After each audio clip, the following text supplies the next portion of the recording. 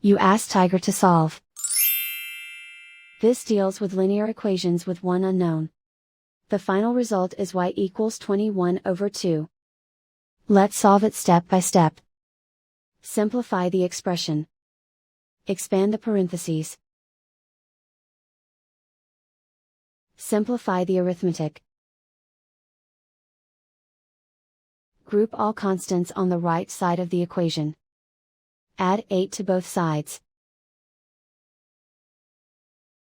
Simplify the arithmetic.